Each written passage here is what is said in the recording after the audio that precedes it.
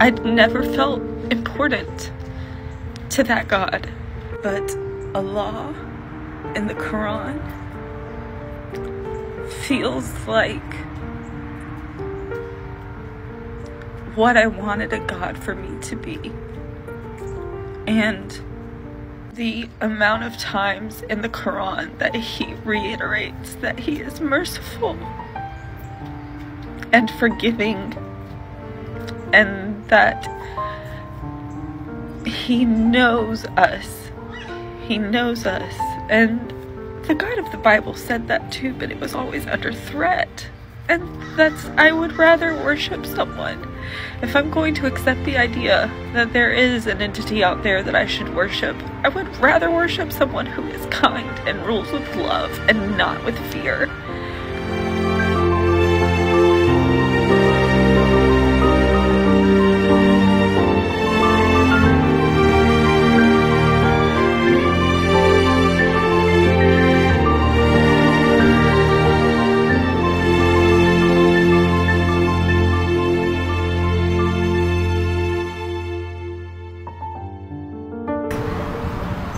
There is something that every single video that I watched stood out to me that I could not understand. The faith in Allah that the people of Palestine have does not make any sense to me. I am no longer a Christian. I do not believe in the God of the Bible. And I watch these videos and I see them and the way they react to their losses and the way they speak with their God and their faith that is so completely unwavering, and it doesn't make any sense to me. I don't understand how they believe so much. I don't get it.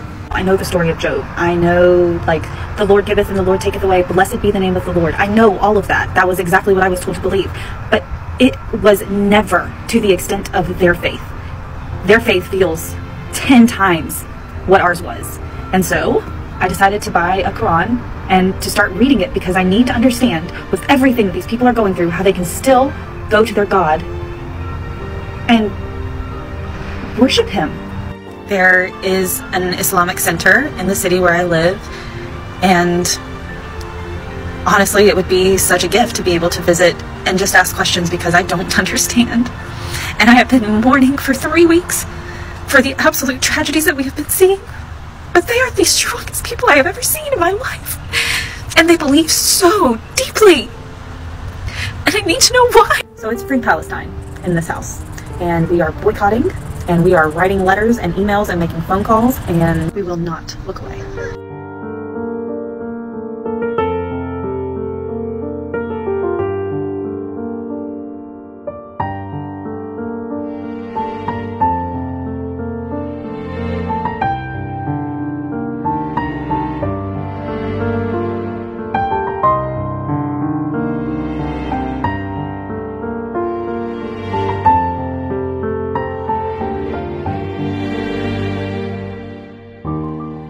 Going to be beginning to read the Quran today, and I am so nervous. I was heavily indoctrinated in the Christian faith.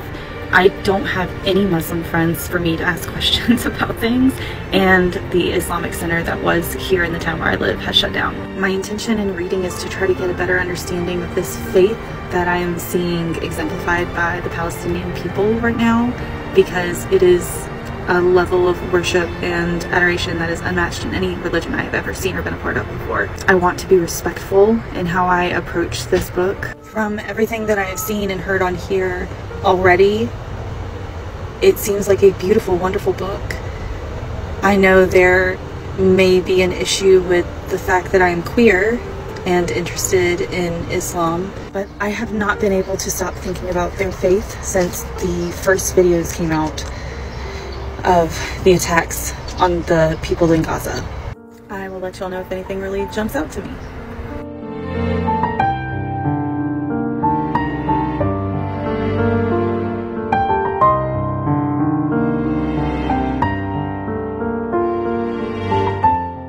Salam alaikum. Good morning. Wow. Hi. I am so glad that you are all here. Thank you so much for all of your kind words and all of the resources that you send to me. I am thrilled to be reading the Quran and learning so much more about things that I did not understand and definitely had preconceived notions about. So deconstructing and learning something new, this is amazing. I was reading the Quran last night and I came across a really interesting part.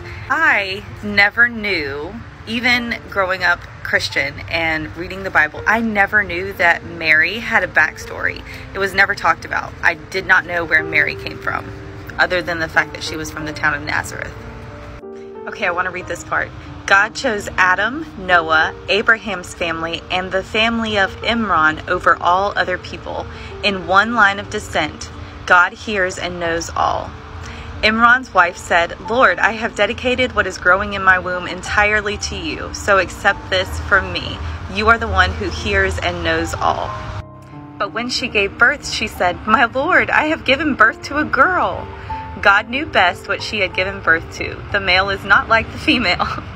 I name her Mary, and I commend her and her offspring to your protection from the rejected Satan. Her Lord graciously accepted her and made her grow in goodness and entrusted her to the charge of Zechariah. In case you're wondering, yes, that is the Zechariah who is the father of John the Baptist. I never knew that story. I did not know any of that about Mary's mother. In Christianity, I was always taught that Joseph was the main part of the story of Jesus being born. Like, yes, Mary, virgin birth, blah, blah, blah. But that all the emphasis was put on Joseph because, like, how could a man take a child who wasn't his and raise him in love? Like, he was very bolstered. But I am seeing and reading this and I'm going, Mary was the important part here. Mary, not Joseph. Mary was from the line of David, of Abraham, Isaac, Jacob. Like, Mary was the important one. I am having the best time reading. I cannot wait to share more with y'all and learn more. I just got to the surah titled The Women, so I cannot wait to read that. And there are so many more things that are blowing my mind about the Quran.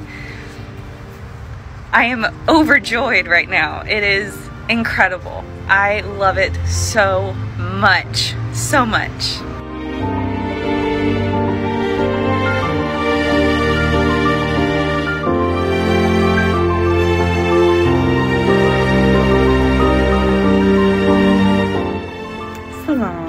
Good morning.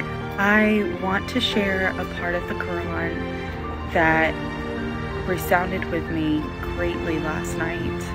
It says, "And when they listen to what has been sent down to the messenger, you will see their eyes overflowing with tears because they recognize the truth in it." I think the reason that ayat in the surah hit so different is because the God that I was raised with was not kind. He was jealous and he was angry, and to him we were filthy, dirty rags and felt like I'd never felt important to that God. But Allah in the Quran feels like what I wanted a God for me to be. And the amount of times in the Quran that he reiterates that he is merciful and forgiving, and that